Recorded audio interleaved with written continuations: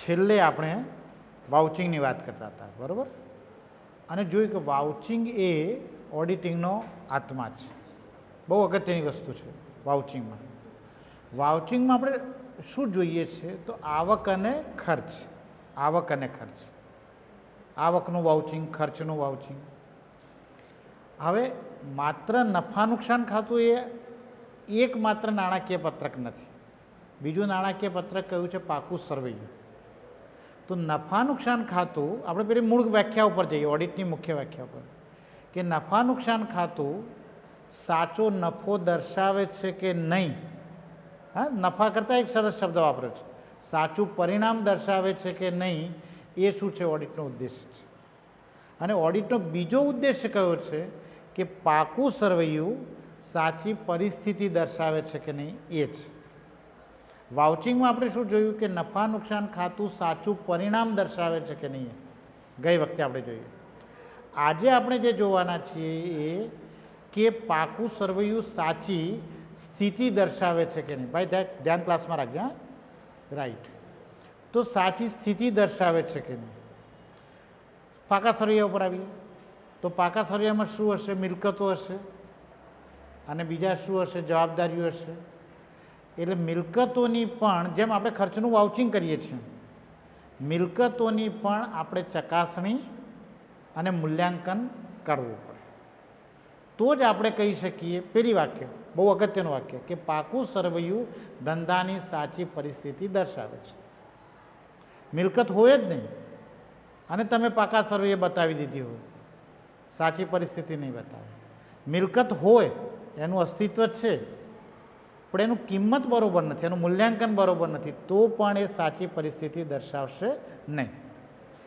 એટલે આપણો ઓડિટનો જે બીજો મુખ્ય ઉદ્દેશ છે, પહેલો મુખ્ય ઉદ્દેશ છે કે નફા નુકસાન ખાતું સાચું પરિણામ દર્શાવે છે કે નહીં, એ જોવાનું. એને માટે આપણે કોની ચર્ચા કરી? વાઉચિંગની ચર્ચા કરી. આજે આપણે ચર્ચા કરવાના છીએ બીજો ઉદ્દેશ, ઓડિટનો બીજો મુખ્ય ઉદ્દેશ, કે પાકું સરવૈયું સાચી પરિસ્થિતિ દર્શાવે છે કે નહીં. અને પાકું સરવૈયું સાચી પરિસ્થિતિ દર્શાવે છે કે નહીં, એ જોવા માટે પાકા સરવૈયામાં શું હોય? મિલકતો અને દેવા.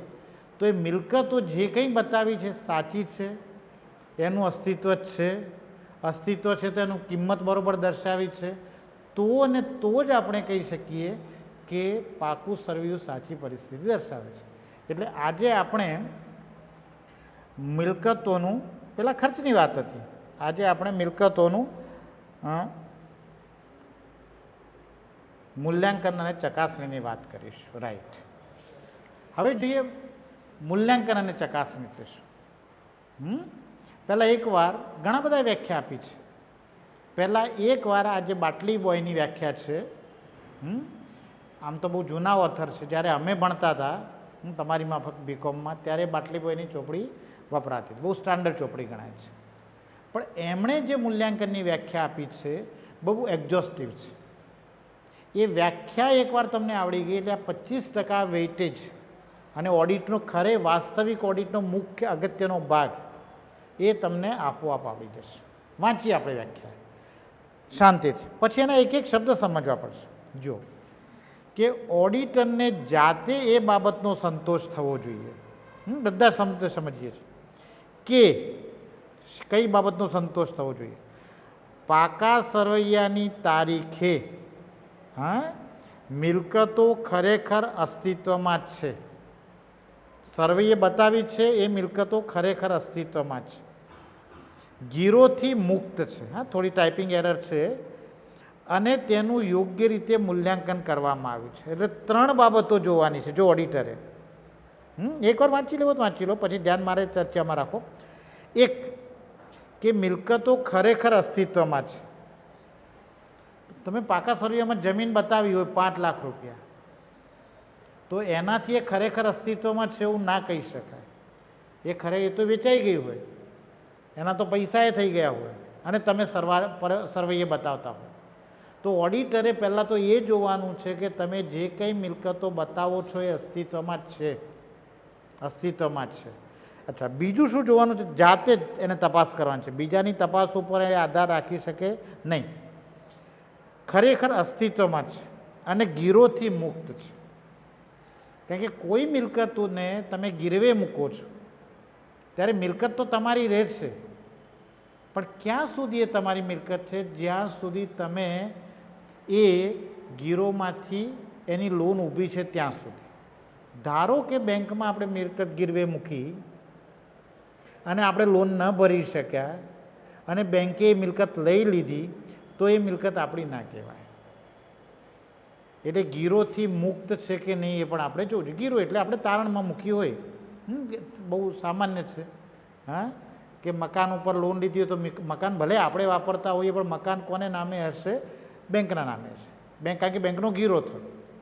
બેંકને નામે છે ત્યાં સુધી વાંધો નથી, પણ આપણે લોન ભરતા નથી અને બેંક પોતાના નામે કરી દે છે, એનો માલિક બેંક બની જાય છે, અને છતાંય આપણે પાકા સરવૈયામાં બતાવવાનું ચાલુ રાખીએ છીએ, તો એ પાકું સરવૈયું ધંધાની સાચી પરિસ્થિતિ દર્શાવતું નથી.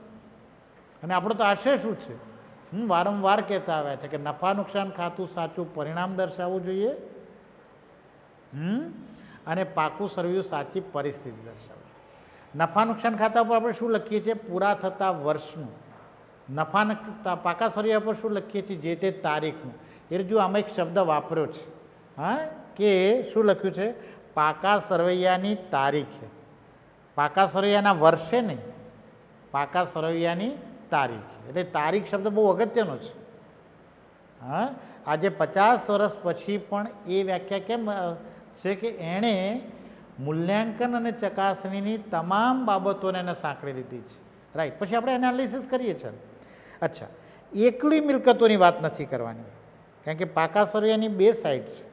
મિલકતોની બાબતમાં તો કહ્યું કે મિલકતો અસ્તિત્વમાં ધરાવે છે, તમારી માલિકીની છે, ગીરોથી મુક્ત છે, એનું યોગ્ય રીતે મૂલ્યાંકન કરવામાં આવ્યું છે. અચ્છા, એની બીજી બાજુ આવીએ. હા, તો બીજી બાજુ કઈ છે? દેવા. તો દેવાની ચકાસણીમાં તેણે જોવાનું છે કે દેવા યોગ્ય કિંમતે દર્શાવવામાં આવ્યા છે.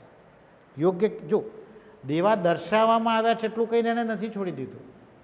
દેવા યોગ્ય કિંમતે દર્શાવવામાં આવે છે, અને યોગ્ય કિંમત એટલે વધારે પડતા પણ નથી દર્શાવ્યા અને ઓછા પણ નથી. Yes, very good. ઓછા પણ નથી દર્શાવ્યા. કોઈને આપણે પૈસા આપવાના છે, આપણે દર્શાવતા જ નથી, તો આપણું પાકું સરવૈયું સારું બનશે, કારણ કે એટલું દેવું આપણું ઓછું દેખાશે. પણ એ પાકું સરવૈયું સાચી પરિસ્થિતિ દર્શાવે છે એમ નહીં કહી શકાય.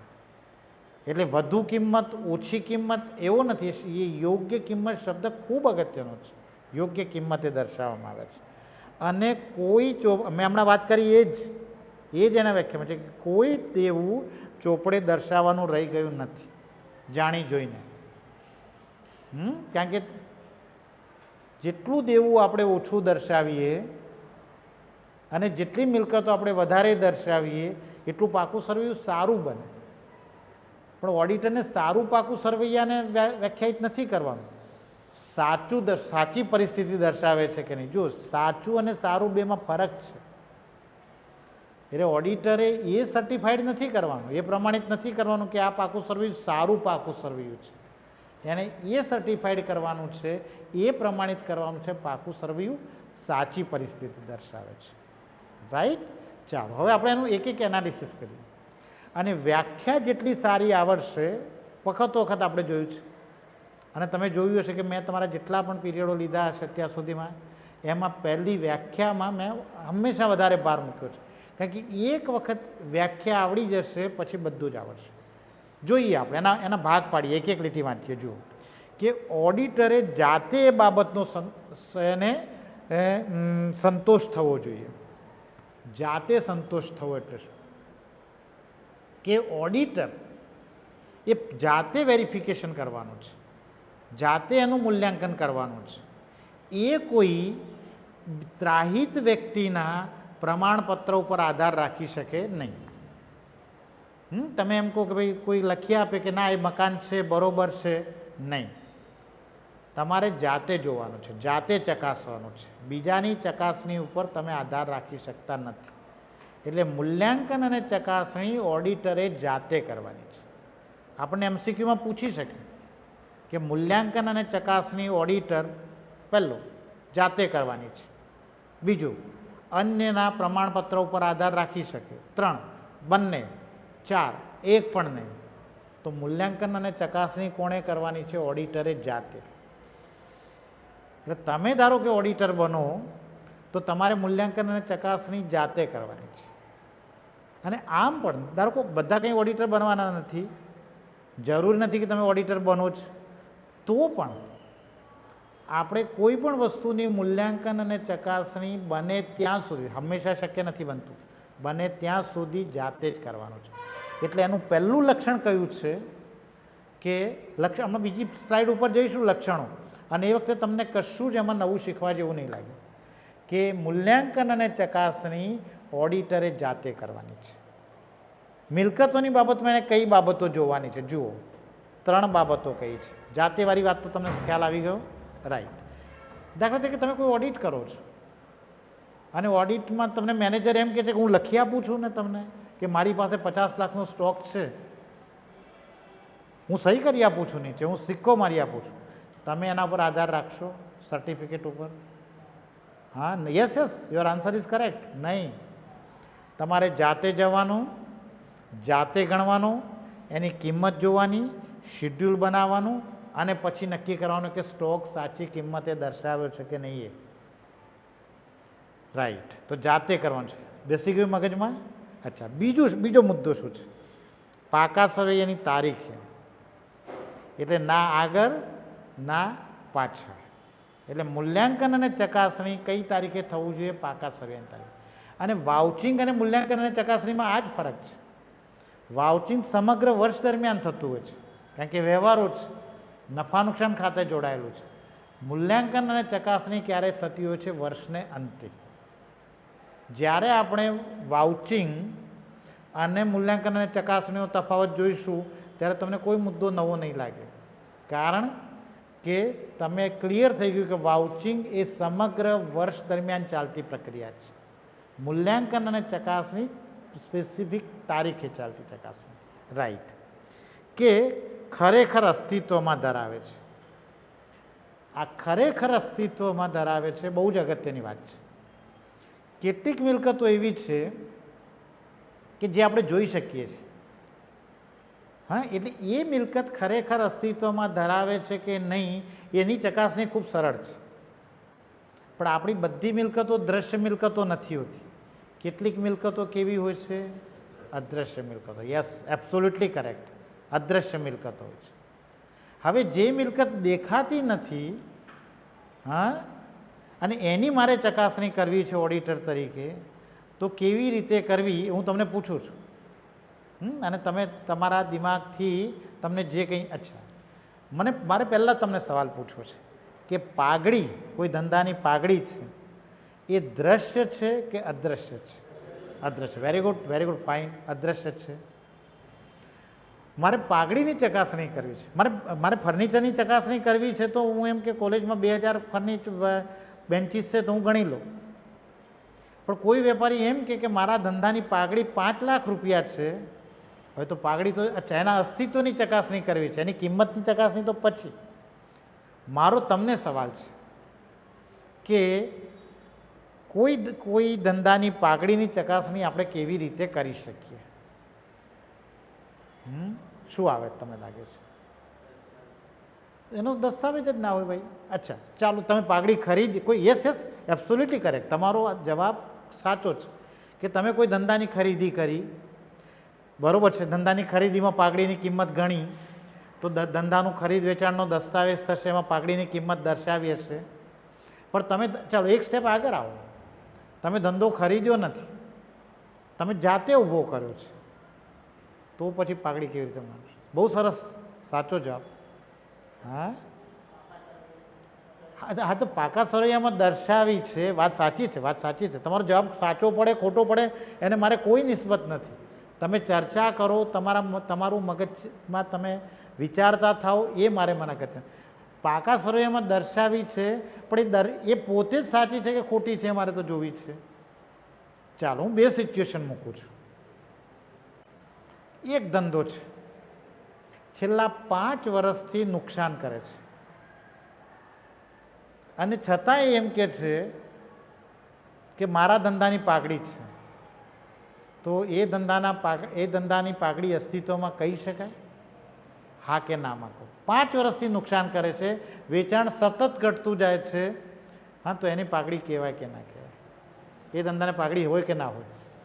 બસ બિલકુલ બરાબર છે. હા, કોન્ફિડન્સથી જવાબ આપો કે ના હોય. ભલે દેખાતી નથી, પણ તમે ના જુઓ કે વેચાણના આંકડા લાખ રૂપિયા, 80,000 રૂપિયા, 70,000 રૂપિયા, અને છેલ્લા વર્ષે તો 5,000 રૂપિયાનું જ વેચાણ થયું છે. પાઘડી એટલે શું? કે ગ્રાહકોનું તમારા તરફનું કમિટમેન્ટ.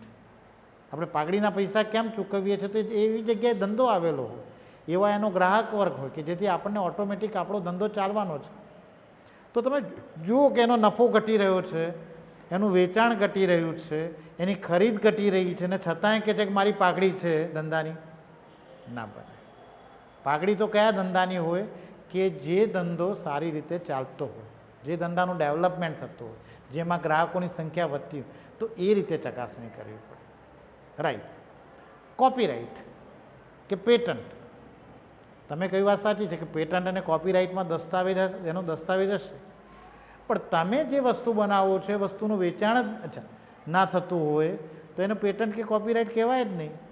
હા, રાઈટ. તો એની અદૃશ્ય મિલકતોનું અસ્તિત્વ ચકાસવાનું કામ થોડું મુશ્કેલ છે, પણ અશક્ય નથી.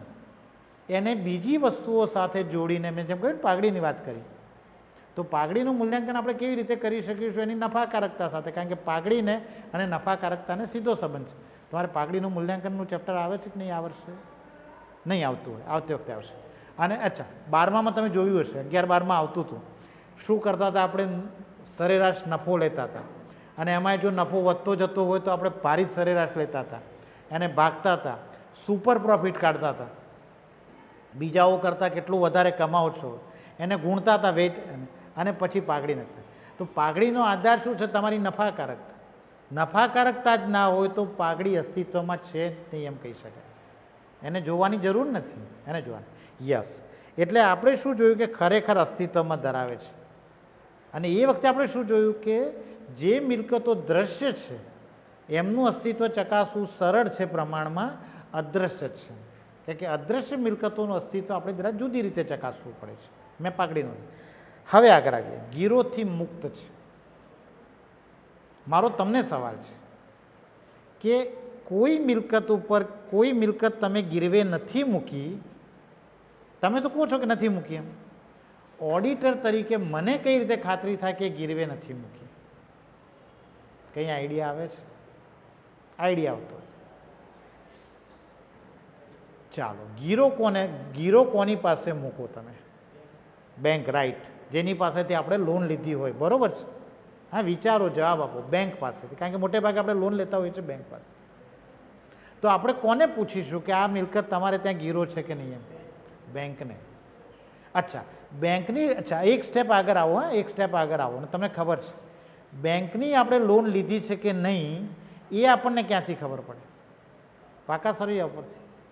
પાકા સરવૈયાની જો દેવા બાજુ બેંક બોલતી હોય, લોન બોલતી હોય કે બેંક ઓફ બરોડા ઈડરની લોન, તો આપણે બેંક ઓફ બરોડા ઈડરના એમને ડાયરેક્ટ પત્ર લખીને ઓડિટરે, પહેલાંને એમ નહીં કહેવાનું તમે પત્ર લાવી આપો, નહીં તો એ તો શું કરશે? આપણે જેવો જોઈતો હશે એવો પત્ર લાવી આવશે. આપણે ડાયરેક્ટ બેંક ઓફ, કારણ કે જોયું કે પાકા સરવૈયામાં દેવા બાજુ એની લોન બોલે છે, તો જે બેંકની લોન બોલતી હોય, જે લેણદારની લોન બોલતી હોય, કારણ કે બેંક મોટે ભાગે બેંક પાસેથી લોન લઈએ છે, વાત સાચી છે, પણ બીજા પાસેથી પણ લોન લીધી હોય, તો લોન હશે તો પાકા સરવૈયામાં બોલતી જ હશે લોન, જવાબદારી બાજુ. ત્યાંથી શોધી કાઢ્યું કે બેંક ઓફ બરોડા ઈડરની લોન છે. બેંક ઓફ બરોડાના ઈડરના મેનેજરને લખીશું કે અમે આ કંપનીના ઓડિટર છીએ, આપની લોન બોલે છે, આપે આ લોન પેટે કોઈ મિલકતો ગીરવે લીધી છે કે નહીં એ અમને જણાવવા વિનંતી. એ પણ તમને સીલબંધ કાગળમાં જવાબ પત્ર આપશે, અને સીલબંધ હોય તો જ લેવાનો. હા, ખુલ્લો પત્ર કેમ નહીં લો તમે? હા, તમારા મેનેજરે ખુલ્લો પત્ર લાવીને આપે છે કે લો સાહેબ, આ લઈ આવ્યો બેંકમાંથી, નથી મારે કોઈ ગીરવે નથી મૂકેલી, કેમ નહીં લો? Yes yes. બનાવટી હોઈ શકે,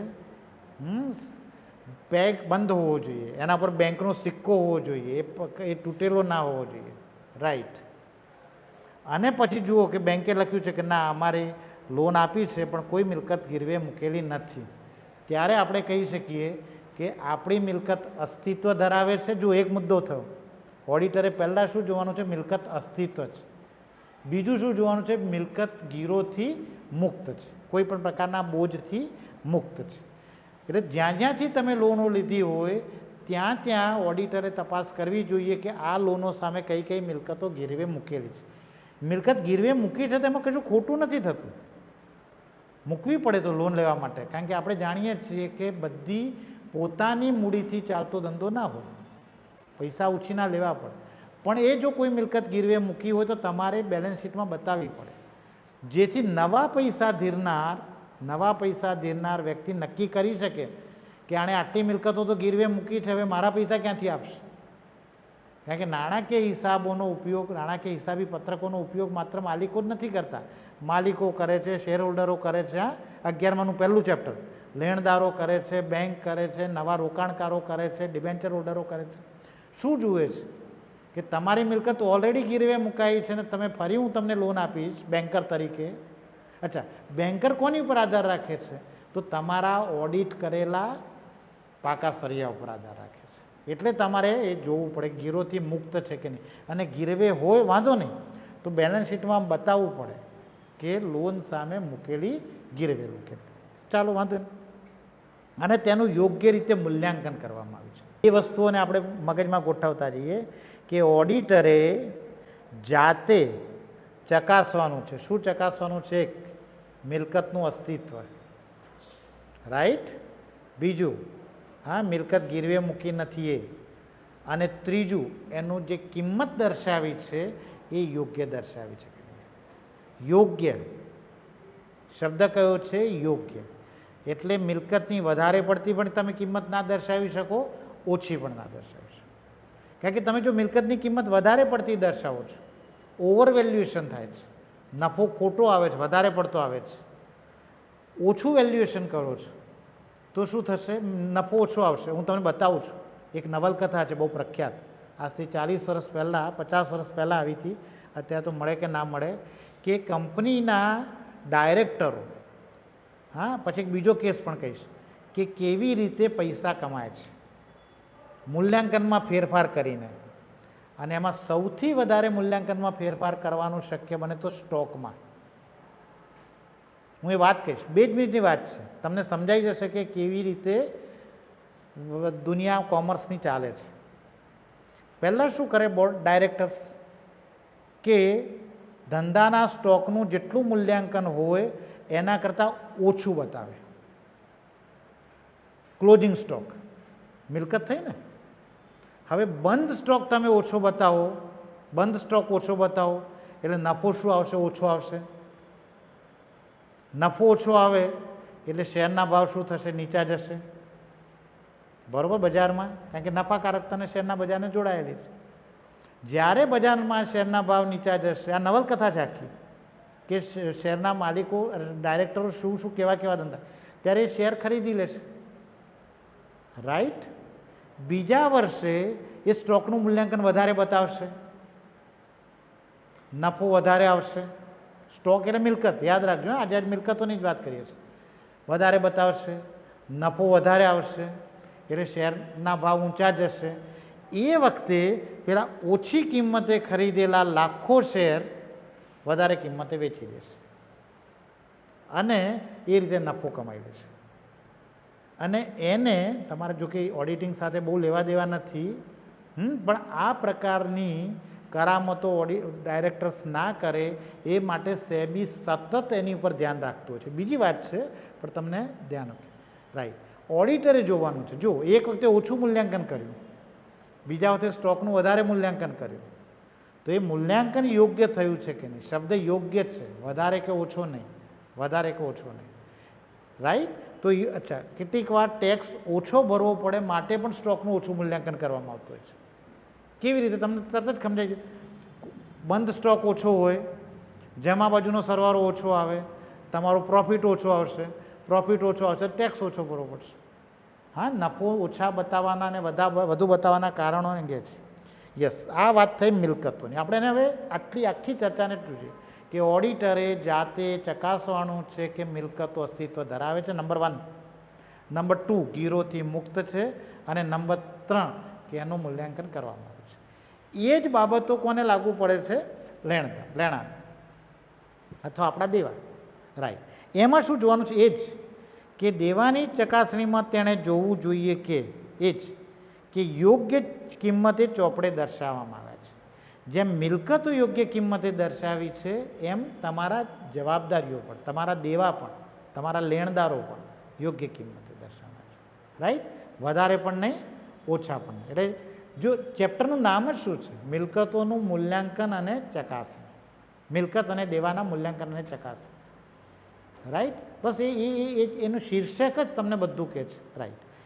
કે યોગ્ય દર્શાવવામાં આવે છે અને કોઈ દેવું ચોપડે દર્શાવવાનું રહી ગયું નથી. રાઈટ. ચાલો હવે આગળ આવીએ. હા, હવે આગળની વાતમાં તમે જુઓ. સોરી, કે મારે હવે તમને કશું નહીં શીખવાડવું પડે, એટલા માટે મેં તમને વ્યાખ્યા માટે એટલો બધો ટાઈમ મેં લીધો. જુઓ, પહેલું કે મિલકતની કિંમત, આમ ચકાસણીની કયા મુદ્દાઓ તારી શકે? કે કિંમતની ચકાસણી કરવામાં આવે છે. આવ્યું ને, મેં કહ્યું કિંમતની ચકાસણી બહુ અગત્યની છે. એમાં તમે મેનોવરિંગ કરી અને તમે કર્યું. બીજું જુઓ, માલિકીપણા અને હકની તપાસણી કરવામાં આવે છે કે તમારો જ માલિકી હક છે કે નહીં. ત્રીજું જુઓ, ધંધાના નામે જ છે કે નહીં તેની ખાતરી કરવામાં આવે છે. રાઈટ. મિલકત છે, મૂલ્યાંકન છે, પણ એ મિલકત ધંધાના નામે જ છે એવું કેવી રીતે ચકાસણી કરી શકીએ આપણે? તમને કંઈ આઈડિયા આવે છે? કે બીજા કોઈના નામે થઈ ગઈ હોય મિલકતને તમે તમારા ધંધામાં બતાવ્યા કરતા હો, તમારે ઓડિટર તરીકે જોવું છે કે એ મિલકત તમારા નામે જ છે, શું કરશો? ચાલો હું થોડી ક્લ્યુ આપું તમને. તમારે કોઈની મોટર કાર ખરીદવી છે, મોટર કાર વેચવા માટે આવ્યો છે. તમારે નક્કી કરવી છે કે એ મોટર કાર એની માલિકીની જ છે. શું જોશો? યસ, દસ્તાવેજ. એનું જે રજિસ્ટ્રેશન થયું હશે આરટીઓમાં કારણ કે એ વેચનારના નામે બોલે છે એવું, અને આમાં ભલભલા છેતરાઈ જતા હોય છે કે ચોરીને લાવ્યા હોય, બનાવટી આરસી બુક બનાવી હોય અને તમને વેચીને જાય, અને વેચીને જે ગયો ના હોય ને પોલીસ આવે ને આવે, તમને એ તમારી મોટર કાર પોલીસ લઈ જઈ શકે. તમે એમ ના કરો કે મેં પૈસા આપ્યા છે, કારણ કે ચોરેલી મિલકત ઉપર આપણને અધિકાર મળતો નથી. આપણે આપણા પૈસા માટે દાવો કરી શકીએ કોના ઉપર? જે આપણને છેતરી ગયો છે. પણ મોટર કાર તો તમારે આપી દેવી પડે. એટલે ચકાસણી કોને આધારે હંમેશા થાય છે? દસ્તાવેજને આધારે. અને દસ્તાવેજો મિલકતે બદલાતા રહે છે. મકાનની ચકાસણી કરવી છે મારે, જમીનની ચકાસણી કરવી છે, તો મારે ક્યાં જવું પડશે? રજિસ્ટ્રાર ઓફિસમાં છે ને આપણે એપોલો પાસે, કારણ કે એ જ સર્વે નંબરનો પ્લોટ, એ મિલકત મકાન. તમારે એવું બને કે તમારે ગ્રામ પંચાયતમાં પણ જવું પડે, કારણ કે 7/12ના ઉતારામાં સાંભળ્યું છે ને નામ તમે? એમાં એ ખરેખર મકાન કે મિલકત, જો કે મકાનમાં 7/12 ના આવે, મકાનમાં આપણે વેરા ભર્યાની પહોંચ આવે, તો એના આધારે તમે નક્કી કરી શકો કે મિલકત એના નામે છે કે નહીં. તો એ નક્કી કરવાનું છે. રાઈટ.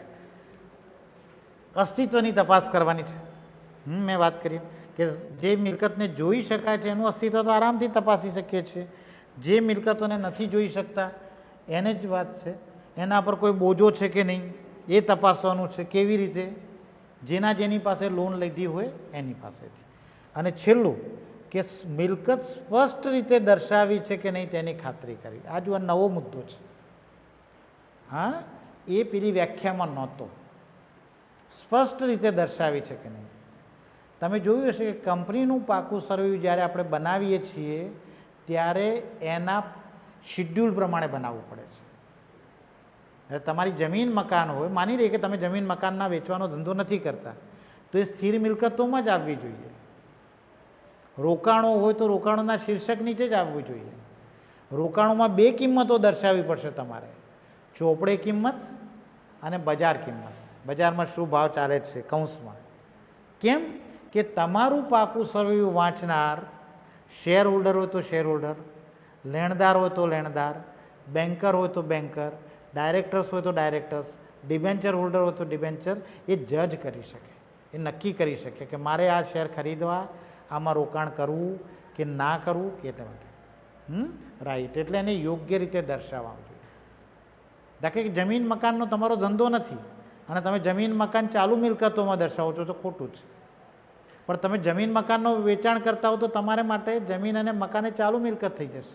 ચાલુ મિલકતની વ્યાખ્યા શું છે કે જેનો આપણે વેપાર ધંધો કરતા હોઈએ એ તો યોગ્ય રીતે દર્શાવવામાં આવી છે કે નહીં તો એ બાબતની આપણે ખાસ બાબત ધ્યાનમાં જોવાની છે. રાઈટ. આગળ આવીએ. રાઈટ. યસ. હવે જો જે કંઈ ડિસ્કસ કર્યું કે આપણે ત્યાં ચાર્ટર્ડ એકાઉન્ટન્ટની જે ઇન્સ્ટિટ્યૂટ છે એ સૌથી અગત્યની છે. એણે આપણે જે ડિસ્કસ કર્યું એમાંથી કોઈ પણ તમને નવી વસ્તુ લાગે છે? જો શું કહ્યું છે કે એકાઉન્ટન્ટ છે એ chartered accountant, Indian institute of chartered accountant છે, બહાર પાડે સ્ટેટમેન્ટ ઓફ ઓડિટિંગ પ્રેક્ટિસમાં મિલકતોની ચકાસણીના નીચેના ઉદ્દેશો જણાવવામાં આવે છે. એ જ આવશે હવે શબ્દ. એટલે મેં વ્યાખ્યામાં વધારે એક શું જોવાનું છે? મિલકતનું અસ્તિત્વ. બીજું શું છે? મિલકતની માલિકી અસીલની જ છે. અસીલ એટલે શું? અસીલ એટલે કાયદાનો શબ્દ છે પણ અસીલ શબ્દ તો સમજાવવો જોઈએ ને. અસીલ એટલે શું? આપણે જેને ગ્રાહક કહીએ ને એને વકીલો અને ચાર્ટર્ડ એકાઉન્ટન્ટ ગ્રાહક ના કહે, અસીલ કહે. એટલે વકીલના ગ્રાહક ના હોય, વકીલનો ગ્રાહક એટલે અસીલ, ચાર્ટર્ડ એકાઉન્ટન્ટનો ગ્રાહક એટલે અસીલ. કાયદાનો શબ્દ છે. જેમ પેલો મરહૂમ શબ્દ છે. આપણે કોઈ માણસ મરી ગયો હોય તો મરી ગયો એમ કહીએ, કાયદો એને મરહૂમ કહેશે. આપણે આ કહીશું, કાયદો એને શું કહેશે? સદરવ.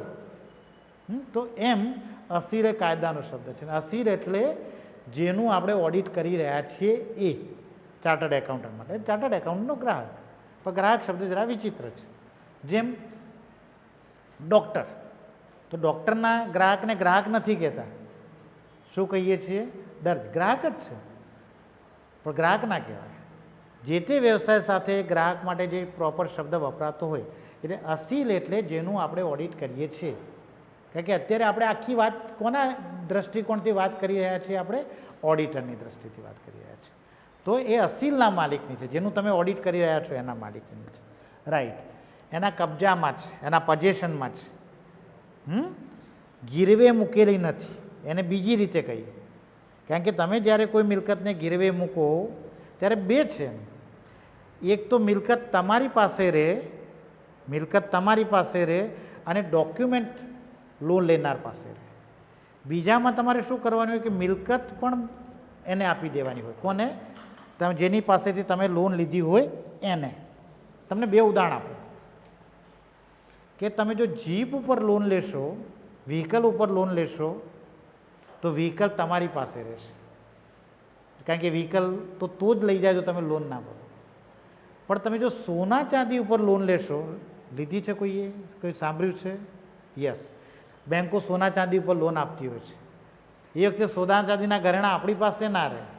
આપણે ક્યાં આપી આવવા પડે? બેંકમાં આપી આપે. એને સીલ લગાવે, તોલે, ચકાસે, આ તે એનું વેલ્યુએશન કરે ને પછી એને લોન આપે.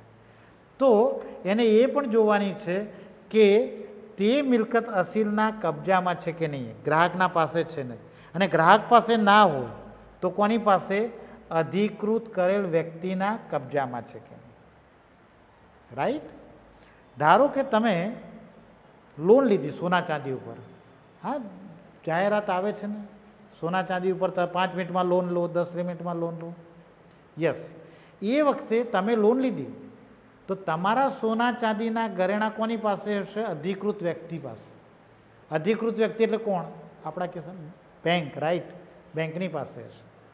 બેંકનું સર્ટિફિકેટ મેળવવું પડે કે હા કે XYZ કંપનીએ અમારી પાસેથી લોન લીધી છે અને આટલા ગ્રામ સોનું, આટલા કિલો ચાંદી, પેલું ગ્રામમાં હોય પેલું કિલોમાં હોય. હા, જોજો. એ અમારી પાસે મૂકેલી છે. એટલે જરૂરી નથી કે મિલકતની પોઝેશન તમારી પાસે જ હોય. અધિકૃત વ્યક્તિ પાસે પણ હોય. પણ જો વ્યક્તિની સામે આગળ વ્યક્તિ શબ્દ વાપરો છે, ગમે તે વ્યક્તિ નહીં, અધિકૃત વ્યક્તિ. રાઈટ. અચ્છા, હવે લોન લીધી હોય ત્યારે જ નહીં, કારણ કે તમે શેરનો ધંધો કરો છો. હા, તો શેર હવે તો ડીમેટ ફોર્મેટમાં થઈ ગયા છે. ડીમેટ એટલે શું? ડીમેટ, યસ યસ, ખાતામાં, રાઈટ. પહેલાં શેર કાગળિયામાં, વેરી ગુડ, સરસ, ફાઇન. હવે આ નથી આવતા, એ ઇલેક્ટ્રોનિક આપણી લેજર હોય, ખાતામાં હોય, રાઈટ. એટલે આપણા શેર આપણી પાસે નથી, આપણા ખાતામાં છે. અને ખાતું કોણ ચલાવે છે એટલું જરા મને કહી દો. સરસ, ખાતામાં હોય, યસ. એ ખાતું ક્યાં હોય? બેંકમાં હોય, બેંકમાં હોય, અથવા બેંક, બરાબર છે, બ્રોકરની પાસે હોય, શેર બ્રોકર હોય, એનએસડીએલમાં હોય. મોટે ભાગે તો એનએસડીએલમાં જ હોય છે. બ્રોકરને ત્યાં તો ટ્રાન્ઝેક્શન થતા હોય તો ફિઝિકલમાં હોય, બાકી એનએસડીએલમાં હોય. તો એ તમારી પાસે નથી, એ અધિકૃત વ્યક્તિ પાસે છે, એનએસડીએલમાં છે. હા, રાઈટ. તો ત્યાંથી સર્ટિફિકેટ મેળવવું પડે. અને 31મી માર્ચે તમે એનએસડીએલમાં રિક્વેસ્ટ કરો તો 31મી માર્ચે કઈ કંપનીના કેટલા શેર તમારા નામે હતા, એનું કેટલું કિંમત ગણાય અને કુલ કેટલું રોકાણ છે, બધી વિગત તમને મળી રહે. રાઈટ. એટલે જુઓ કે આપણને પૂછી શકે કે એમસીક્યુમાં કે માલિકીનો કબજો અસીલ પાસે હોઈ શકે, અસીલના અધિકૃત વ્યક્તિ પાસે હોઈ શકે, બંને પાસે હોઈ શકે, એક પણ પાસે નહીં હોઈ શકે. કયો જવાબ યોગ્ય ગણાશે? રાઈટ, બંને પાસે. અસીલ પાસે પણ હોઈ શકે અને કેટલીક વાર એના અધિકૃત વ્યક્તિ પાસે પણ હોઈ શકે. રાઈટ. તો એની વાત